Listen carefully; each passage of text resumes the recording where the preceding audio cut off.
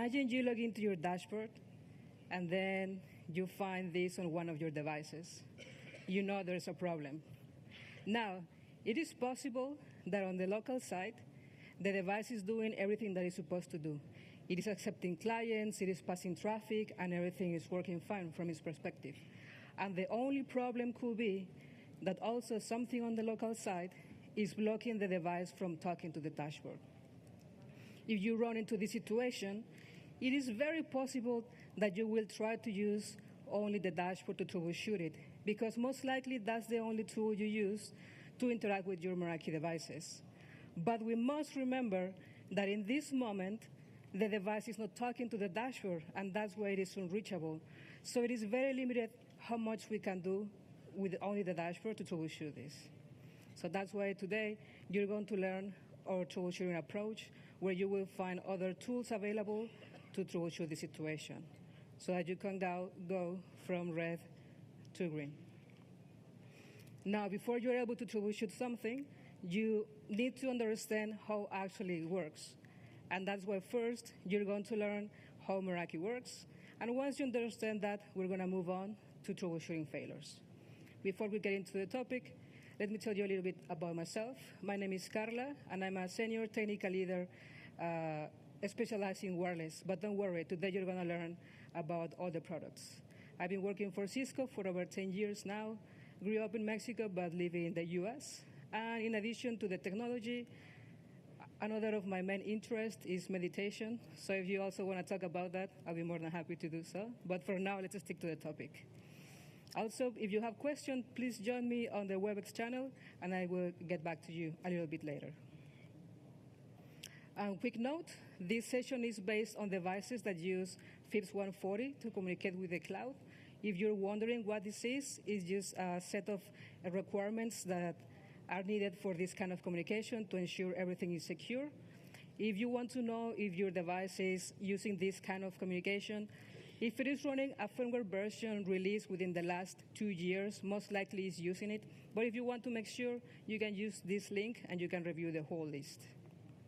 So let's get into the topic now.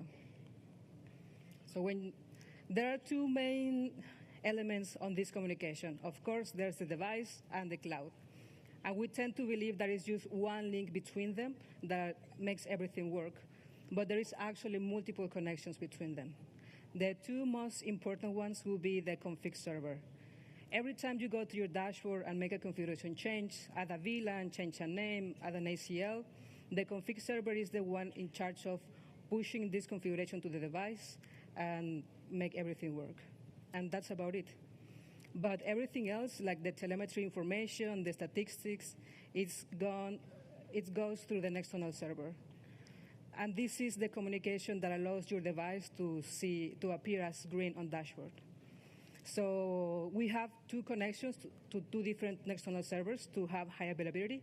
So when both connections go down or got blocked, that's when you see the device as red. So it is possible that you may see your device as green on dashboard, everything is fine, and maybe you are doing a config change and it's not reflected on the device. So it could be that something is blocking the communication between the device and the config server, but the external is working just fine. So it's something to keep in mind. So when you connect your device to our network, of course, the first thing that must be going well is the physical layer. The device must be on, the cable must be healthy, and that should be fine. If that goes well, then the device is going to move on to request an IP address by DHCP. By default, it's going to be used the native VLAN or the on-tag VLAN. Of course, you can change it on the configuration, but by default, it uses that one. If that goes well, it's going to move on to do an ARP exchange with the gateway to make sure it is available. And if that goes well, it's going to move on to do some DNS queries for the Meraki.com domain. And if that goes well, it's going to then try to establish a connection with the config server and then the next tunnel. But let's take a closer look to the config server. Before the device is trying to reach the config server, first it has to figure out the IP address of this server. So it's going to send DNS requests to some domains that look something like this. Config something else at Meraki.com, or CS, network location, something else at Meraki.com. For network location, you can log into your dashboard and look at the URL. So in this example, all the devices hosted on these networks, when they're going to try to reach the config server, they're going to send a DNS request for CS 389, something else at Meraki.com. I cannot give you the specific domain names because they change depending on different conditions, but they usually have this pattern. So if the device is able to resolve an IP address for this server, then it is going to send a TCP sync to this server. Again, this is initiated by the device. So as you notice, the main responsible for these connections is always going to be the device. If TCP is successful, then it's going to go through the MTLS authentication. And for this, it's going to be using the TAM module. If you don't know what this is, you could think of it as a chip that is installed on the devices that is responsible to establish this communication and to make it very robust and very secure. If that goes well, then everything is going to be, like the configuration is going to be exchanged and the communication is going to be open. Once the device updates its configuration, it's going to be like, okay, thank you, and it's going to say bye to the device. So for example, if you are on your network, you start a packet capture, make a config change, and then wait. You're going to see this process, and then you're going to see it closed because the connection to the config server open and close every time you make a change. And that's expected. Now let's look at next tunnel. For next tunnel, again, you need to find the IP address, and this time the DNS is going to look something like region, something else, Meraki.com. To find your region, you log into your dashboard, scroll all the way down. In this example, this one is hosted in Europe, so these devices are going to look for something like eu.something else.meraki.com. If they get the IP address, again, they establish a TCP session initiated by the node, go through the MTLS process, again, using the TAM module, and then start to exchange information. This is done twice, one for each next tunnel, and this one remains open. Like, as long as you see your device as green on dashboard, at least one of these connections is going to be open and flowing. So how does this look on a packet capture? If you take a capture, I suggest you to use this filter. For the MAC address, this is going to be the device's MAC address, and you can find this either under the device name on the detailed page of the device. But if you have a access, you will need to use the MAC address of the WAN interface. Unfortunately, that MAC address is not available on the dashboard. You will need to do some calculation, and you can use this link to figure out which MAC address to use. And it's going to look something like this. And what you want to see first is that the DHCP process looks fine. If in your case it looks like something different, something is missing, the most common problems here are just VLANs. Somebody forgot to add a VLAN in one of the ports. There is a mismatch of the VLANs. Every now and then, the DHCP may run out of IP addresses or things like that, but those are the most common problems. If that goes well, then we should see the ARP exchange. It is very rare to see problems here. Although a few years ago, there was a bug in the MacBooks where they wanted to pretend to be the gateway. So when a client sent an ARP request, in this MAC address, instead of seeing the gateway MAC address, you will see the MacBook MAC address. So this device, when trying to send traffic, instead of using as next hop the MAC address of the gateway, will use the MacBook MAC address. So the MacBook will receive this traffic and will be like, yeah, I don't know what to do with this, and just drop it. So since then, we have implemented security mechanism to prevent wireless clients to try to pretend a gateway, but it's still something to keep in mind that ensure this MAC address is the real gateway MAC address. If that goes well, then you're going to see the DNS. This is an example for next tunnel. And you want to pay attention to the IP address that was resolved out of those DNS requests, because that's going to be the IP address that the device is going to use to establish a TCP session. And again, if that goes well, it moves on to the MTLS. If you are running into a problem and you're reaching to this point and the device is still having problems reaching the dashboard, you also want to pay attention to this packet. This is the certificate that is sent by the cloud. You know it is sent by the cloud because the source IP address is a public IP and belongs to the Meraki list. So you want to open it, go to the TLS section and to the certificates, And you want to make sure that the issuer looks something like this, Meraki, so on and so forth. If you see something different, there are two potential things that are going on. Either you have an attacker trying to perform a man-in-the-middle attack, which is not common, or most likely you have SSL inspection on your network. So if that's the case, you need to exclude all your Meraki devices from being SSL inspected because we don't support it, because that prevents the devices from being able to authenticate with the cloud. So something to keep in mind. What about config fetch? It's very similar. It goes through the same process. On DNS, now it looks something like this. Again, it goes to the TCP handshake. It can also run into the same certificate problem, so you may want to pay attention to the same packet. And after that, you're going to see that once the configuration is updated, the device is going to send an end to end the session, so you're going to see a TCP sync. So if you see this, you may feel like, oh, there's a problem because the device is dropping the connection. No, this is expected. What about IPv6? Well, it's very similar. It's going to be, the device is going to be getting an IP address, sending the DNS resolutions, and then establishing TCP and then TLS, so on and so forth. Now let's move on to troubleshooting failures. As a rule of thumb, you want to make sure that you don't have any device blocking the communication between the nodes and the cloud. And to check that, you can go to your dashboard, go to the question mark, firewall info, and there you're going to sorry about that. There is an image that's supposed to be there. But if you go to here, you're going to find a list of all the IP addresses that belong to the Meraki domain.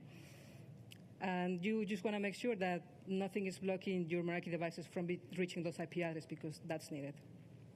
Another thing that you want to try when reaching this situation is to go to status.meraki.net. Every time there is an outage on the dashboard, we post here an announcement about it. Of course, it is very rare to find problems here, but if you just want to make sure that the problem is on the local side and not on the dashboard side, just check this just for your peace of mind. Then you can also review some similarities. If you have multiple devices having problems, just make sure maybe there is a subnet that is working fine but not the other one, or maybe IPv4 is working fine but not IPv6, and that's going to help you to concentrate your troubleshooting efforts in a specific part. If you still need some help to figure out what's wrong with devices, and maybe you have multiple devices having the problem, the suggestion is to concentrate on one of the devices that is closest to your internet connection. If you don't know which one it is, you can go to this menu, and in this example, I will choose one of the devices within the blue square to continue your troubleshooting. And the main flow of troubleshooting will be this one. First, find who is the upstream neighbor. And by this, I mean, let's say you have this topology, and the device with the red mark is offline.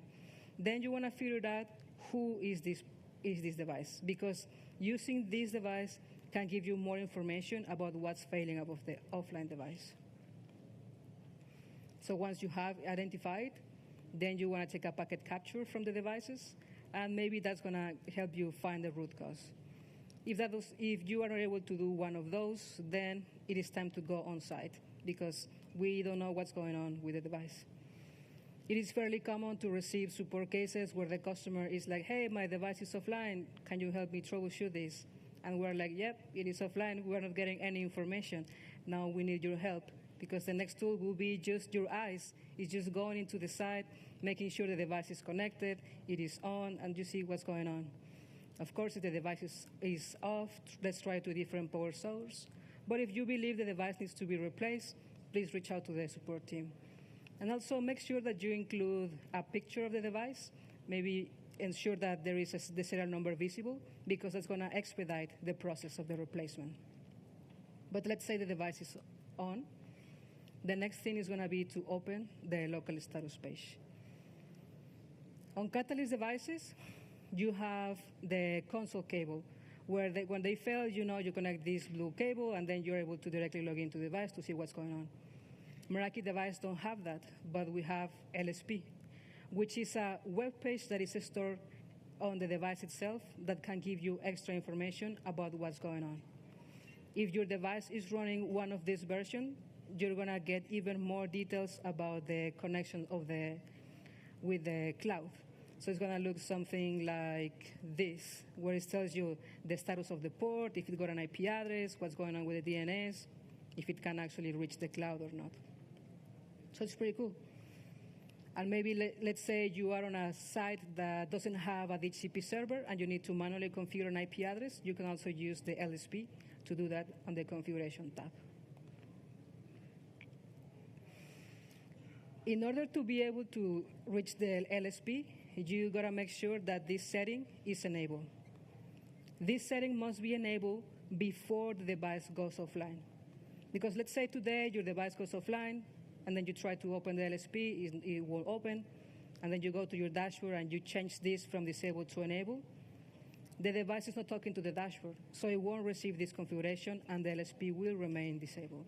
So remember to enable it if you want to be able to open it in the case of a failure. And you also are going to need some credentials. By default, the username is admin, and the password could be different things. If your network was created after August 1st of last year, then it automatically gets a password, and it is secret. It is so secret that nobody knows it, not even Meraki knows it. So you may run into different conditions. So if your network was created before this time and you never configured a password, the password is going to be your device serial number. But if your network was created after this time, nobody knows which password is it. And then if you create anytime this network, but you configure a password, of course it's going to be the one you configured. And it doesn't matter when you create it, if you go there and manually delete it and save it, it's going to be, again, the serial number of your device. Again, if you configure a password, make sure that your device is online at least 30 minutes, because then it is going to be able to use it if it ever goes offline. So let's say you go into the LSP and you are still not sure why it is failing, then it is time to collect the SDB file. SDB stands for Support Data Bundle. This is a file that will contain all the activity that the device is going through when it is having a failure. Unfortunately, it won't be useful for you because it is encrypted, but it will be very useful for the support engineers in case you need to reach out. And you go to the Configure tab of the local status page and simply click Download, and you're going to get this file. What if you're not able to open the LSP? Well, then we suggest to simply replace the offline device with a laptop.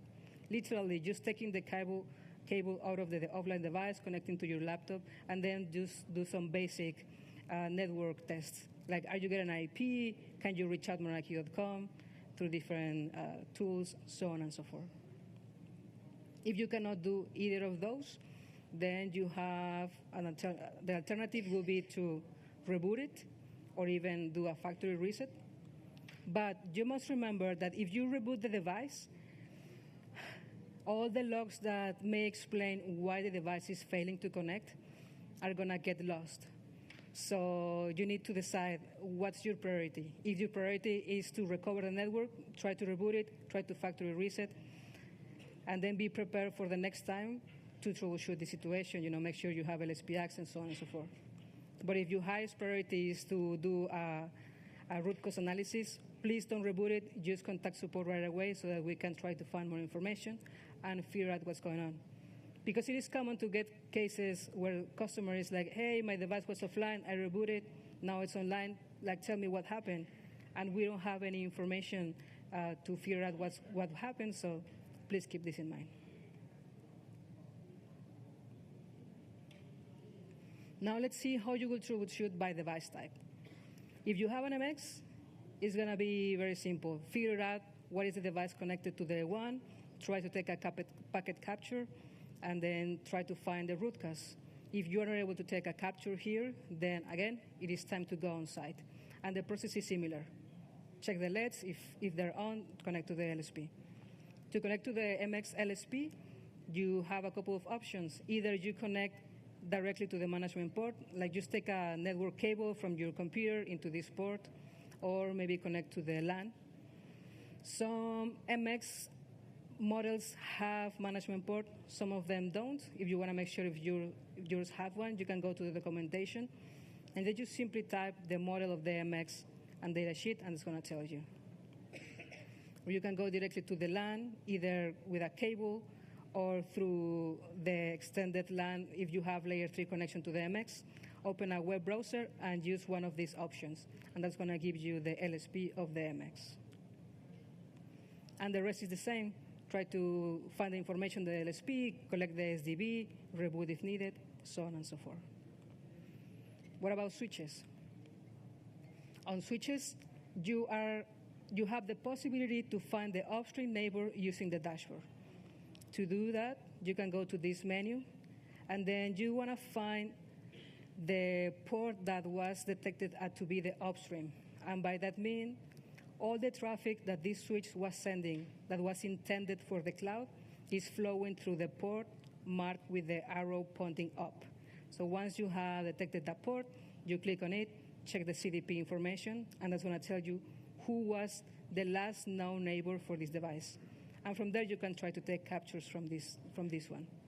But what if your device was never online? Then the dashboard won't have information about who was the last known neighbor.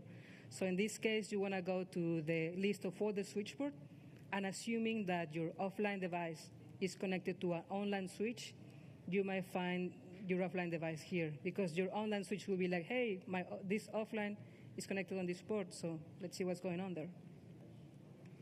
So once you find your neighbor, let's take a pickup. There are two main options. You can either take a packet capture or intelligent capture, and they're going to look like this, depending on the firmware version.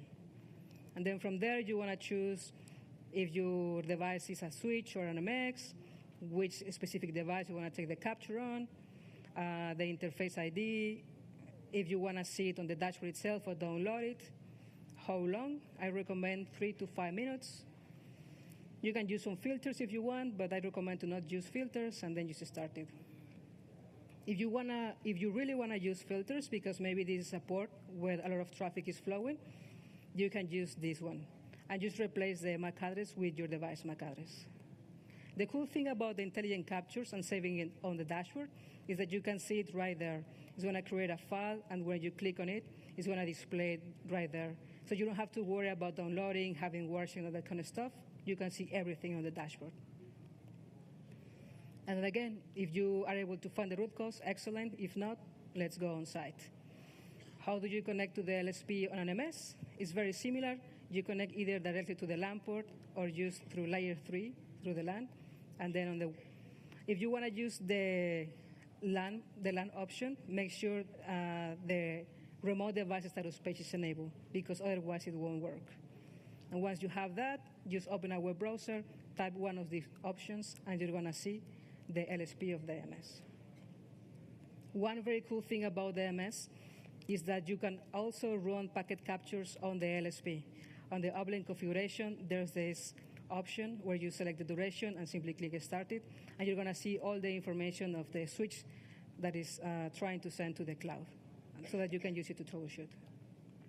And the rest is pretty much the same. Now, what about if the problem is being caused by network loops on the network? Well, for this, one of my colleagues developed this recipe to troubleshoot STP loops using the dashboard. So I'll give you a moment to go through it.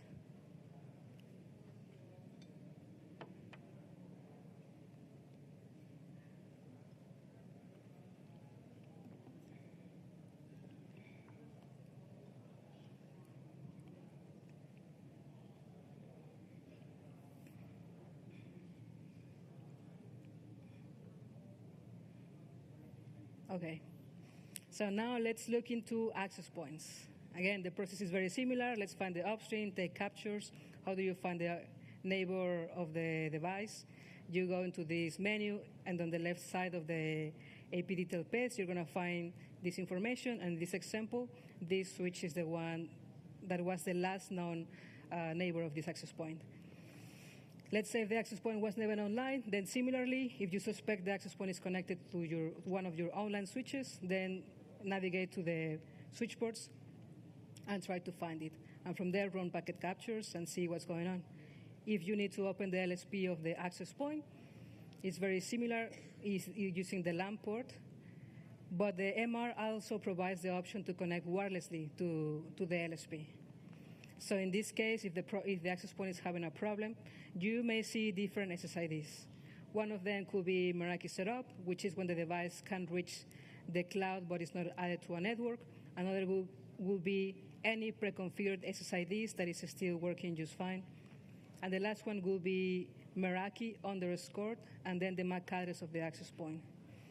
This one is a little tricky because when when an access point is not able to reach the dashboard, it's going to constantly trying to reach it, and it's going through a cycle of trying and then failing and then trying again.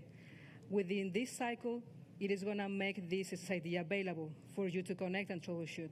But as it is going through this cycle, it is going to hide it for a couple of minutes, and then it's going to make it available for a few minutes, and then it's going to hide it again.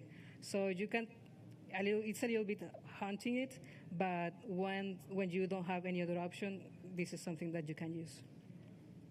And once you're able to connect to the access point, this is also the options that you can use to open the LSP on a web browser. And this is how it looks like, an example or a failure. In this case, the access point was not being able to reach the config server, so it's telling you, hey, make sure this device can reach this host. And there is a similar, collect the SDB file, try with a laptop, so on and so forth. One problem that can be specific to access points is that they may be in incorrect mode. You may know that access points may be in controller mode or in cloud mode. So if the access point is in controller mode, it will never try to connect to the dashboard. One thing you can do to figure out this is to check the CDP information that is advertised by the access point. And if you notice that it is running a firmware version that looks like AP1, G6, something else, that device is in controller mode, and it will never try to connect to the dashboard. So you need to migrate it. You have a couple of options to do that. If they are CW9160s, you have to make it join a controller and migrate it from it. If you don't have a controller available, the easy thing will be to contact the person that sold you the access point and request them to replace it for one in Meraki mode. But if you have CW9170s, that's a little bit easier because you just have to factory reset, either using the reset button, or if you have login access to them, use this command. That's going to send them to day 0 mode, and it's going to try again to join the cloud. Another thing that may happen to access points is that they might go into repeater mode. So if you remember the flow of connections, let's say your DHCP fails, everything is going to fail. But in access points, even though the DHCP fails, they might still be able to establish connections to the config server and to an external.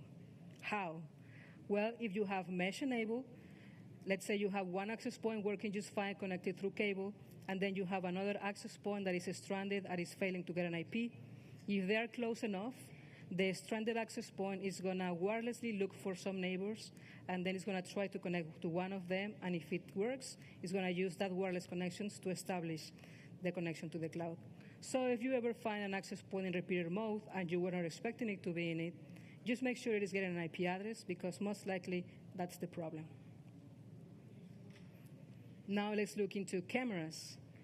It is very similar. How do you find the upstream neighbor of cameras? Well, if the camera is connected by wireless, you go to the detail page, and then on the left side you're going to find the MAC address of the camera. You simply need to copy paste it into the client detail page, click on the client, and then figure out who is the access point giving service to this camera.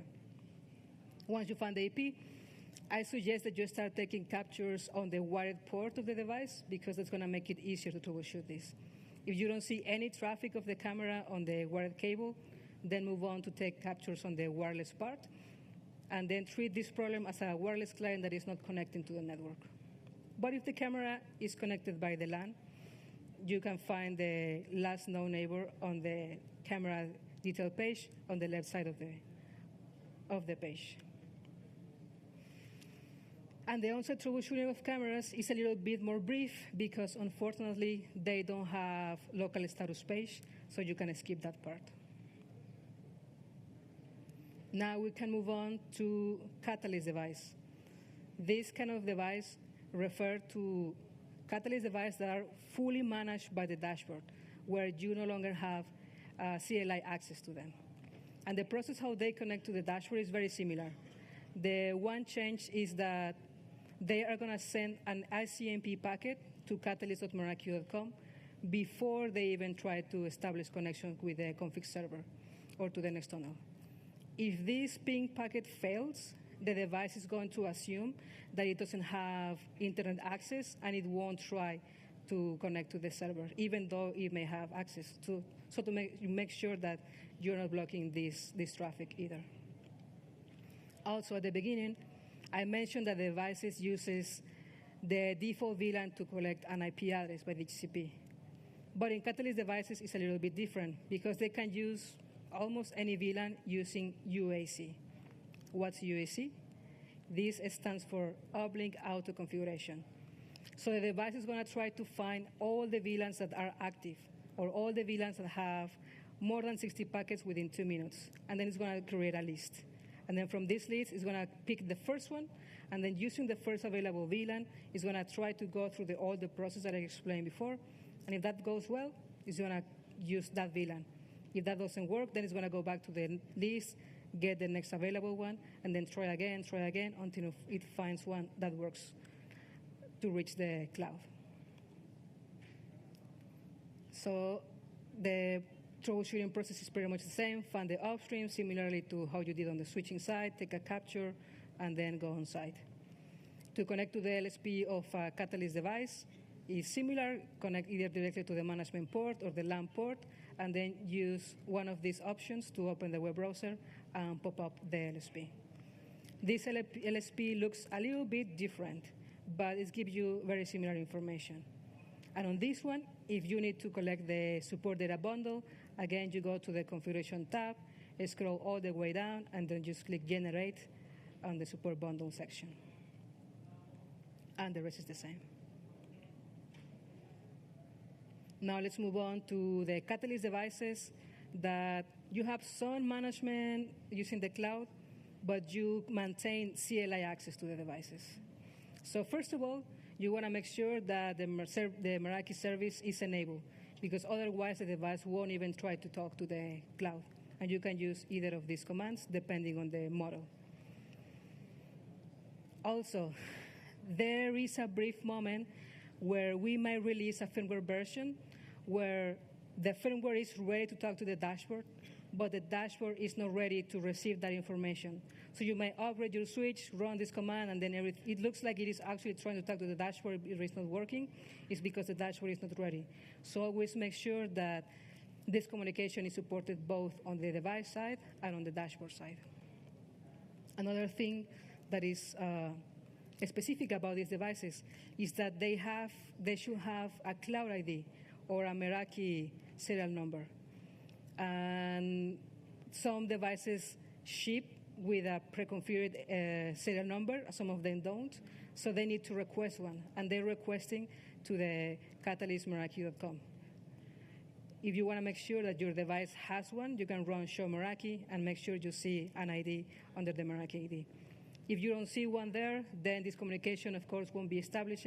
So you need to start troubleshooting on this registration step. To do that, simply log into your device and make sure you have enough information to do DNS resolution. Make sure you can reach catalyst.meraki.com.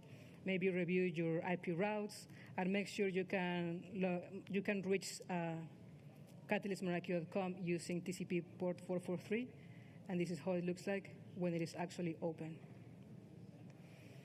If you still need more help and you need to get more information, you have the option to run this command and this specific command gives you information about the registration process. So this is the process when the device is getting a serial number, and that's about it. If that goes well, you can move on to verify the status of the connection with Show Meraki Connect. Make sure that the service is running, that the configuration was successfully requested, that your tunnels are up, and everything is fine. But if you need to continue the investigation, you can run this command to get logs about the config fetch process. And you can also run this command to review the status of the next tunnel process. So, are you going to need to remember all of this? Well, it would be nice that you remember it, but not necessarily. Because if you ever run into this problem, you're going to see an alert like this one, either on the device detail page or on the list of alerts. And there you're going to find some suggested actions. Starting next week, you're going to see a flow that looks something like this, where it's going to walk you through all the individual steps that we suggest to troubleshoot this in the order.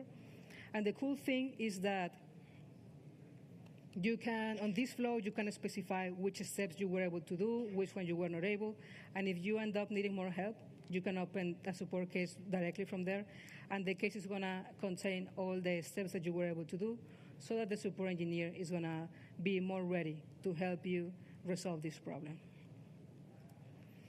So, are you ready to handle offline devices? Make sure you can say yes to all these 3 questions before you find this problem on the field.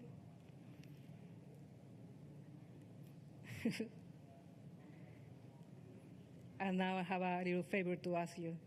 If you have the chance, please fill out the surveys and let me know what you think about this session, because they are really helpful for us. And also, please keep sharpening your technical skills, because we still have more time. And one last thing that you must remember. If you ever run into this situation on the field, most likely the problem is on the local site, not the dashboard. Thank you.